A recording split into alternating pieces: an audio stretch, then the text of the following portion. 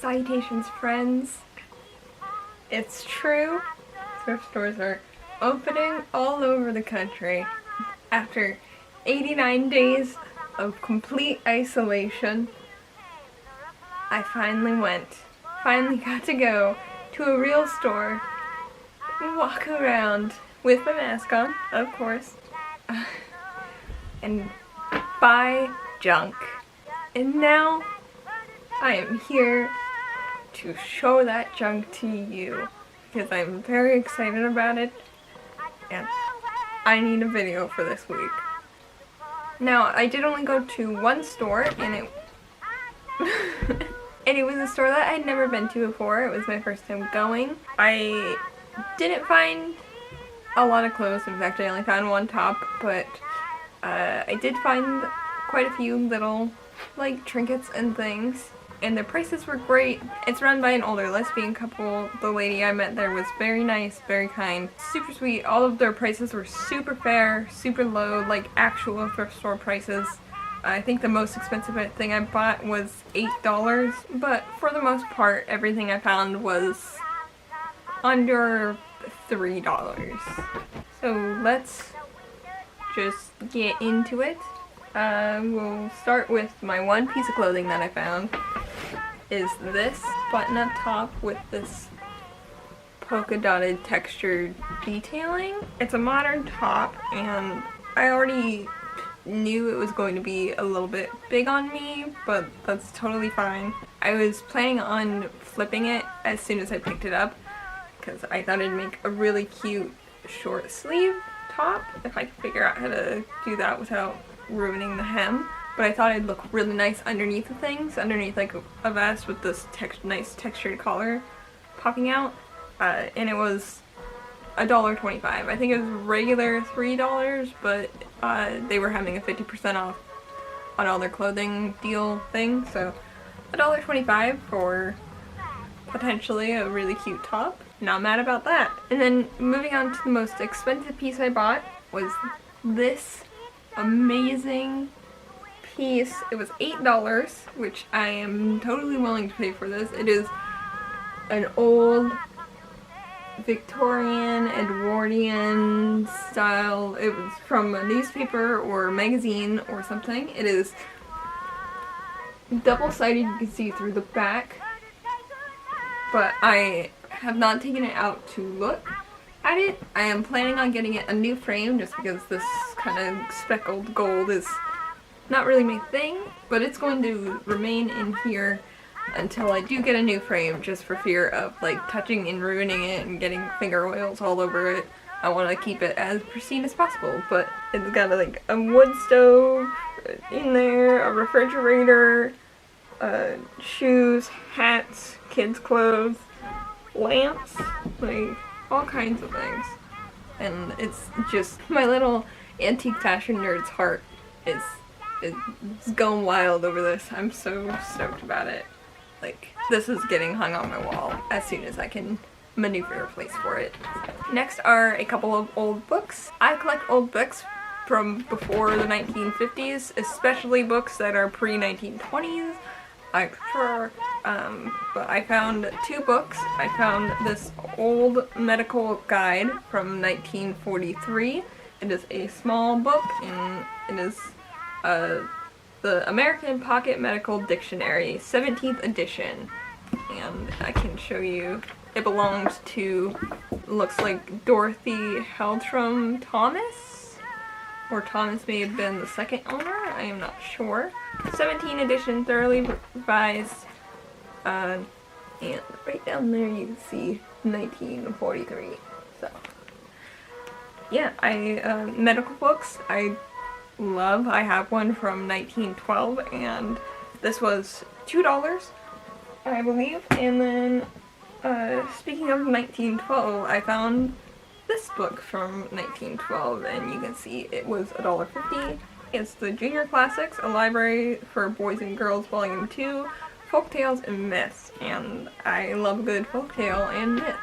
So yeah, it's got all of its pages are still intact. It's in great condition for being over 100 years old. These two are going to look awesome with the rest of my old books. They're going in there as soon as I'm done filming this video, so I'm very excited about these. Now my initial goal for going thrifting for the first time since quarantine started, he's having fun back there, was to find some things to flip or some fabric to turn into clothing so that I could kind of replenish my larger fabric stash. Right now I just have a bunch of smaller pieces that I need to figure out things for, and I think I did pretty okay for like completing that goal. The first pieces I found were these two loose pieces of fabric. There's this nice brown velvet kind of thing. It is a pretty small piece, but I just loved the color and the texture of it, and I thought it would make a really cute vest front, or even like little details on a dress or something. So that's the plan for this guy. And then I found this nice, it looks like a linen cotton type fabric. It's very loose, flowy, light fabric, and the plan for this is to turn it into a blouse, and I need more white blouses in my collection, especially colored blouses, things I can wear underneath things for layering.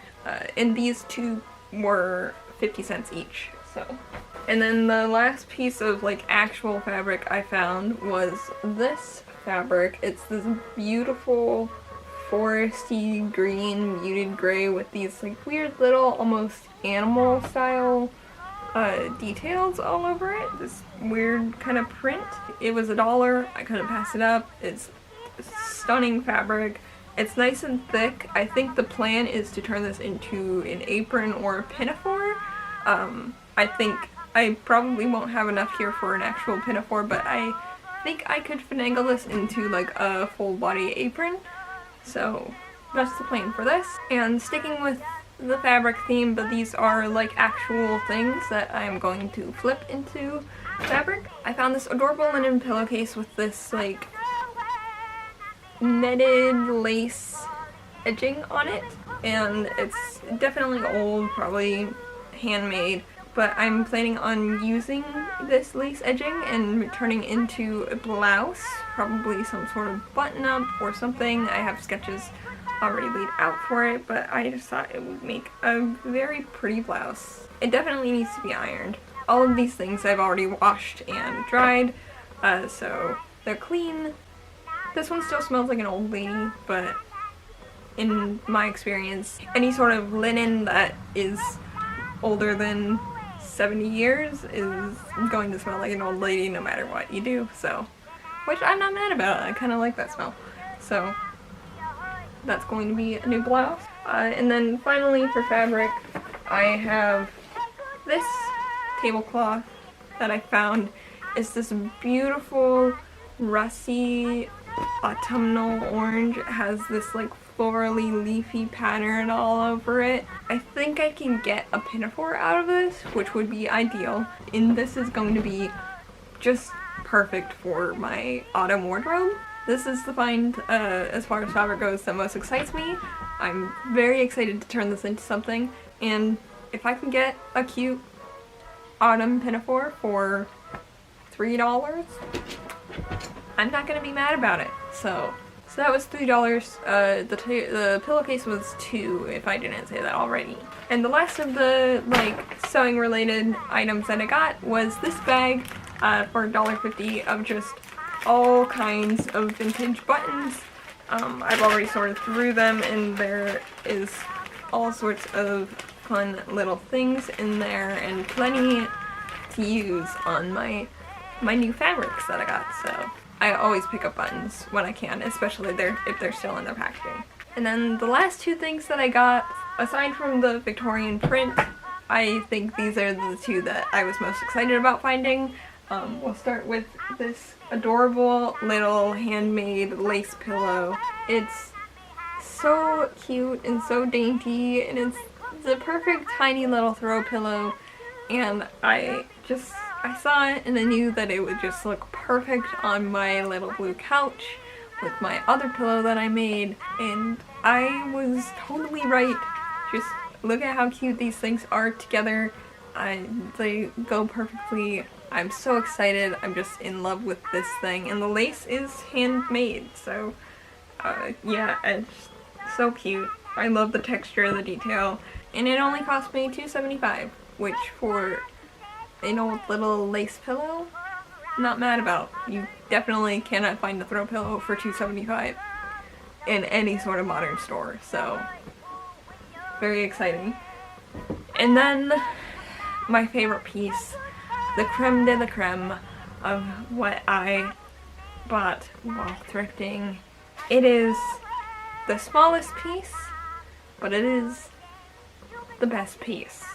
It is this adorable, beautiful little autumn, not necessarily autumn, but for me it's autumn leaf brooch. It is definitely old, a little bit worn, but it is fully intact, and it is just stunning. And guess how much I paid for this? Just take a guess. Huh? What are you saying? I bet you're wrong, because this cost me, get ready, 75 cents. What? Huh? 75 cents for this amazing piece of jewelry.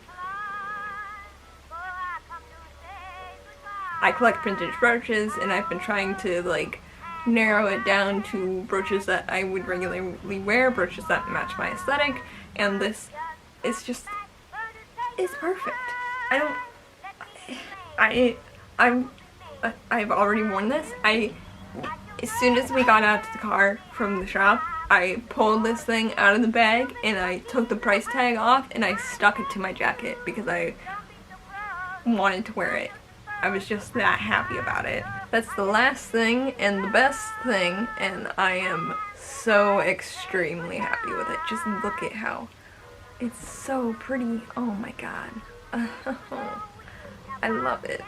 And that's going to be it for me today. I hope you enjoyed watching me show off all my little things and hearing Rufus in the background. He's a little bit of a mischievous nuisance right now, but we still love him. And if you did, be sure to click that like button. Also be sure to subscribe if you want to see what I end up doing with all of these things and follow me along on more adventures, and definitely see more of Rufus. I upload every Tuesday and Thursday, and I would love to have you here. Thank you for watching, and don't forget to wash your hands. Goodbye.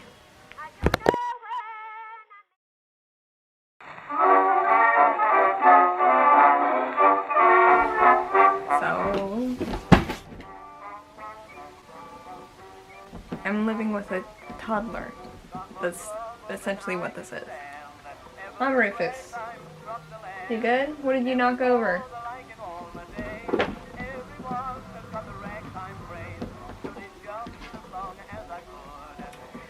Just a minute, let me go deal with my child. Hey. Okay. Maybe we won't do this. Huh?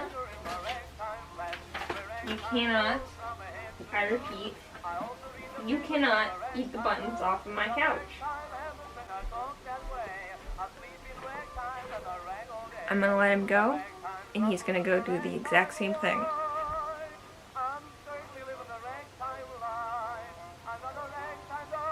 You gonna be good? You gonna eat my bag? You just gonna be loud? Yep. That's gonna fall if you step on it.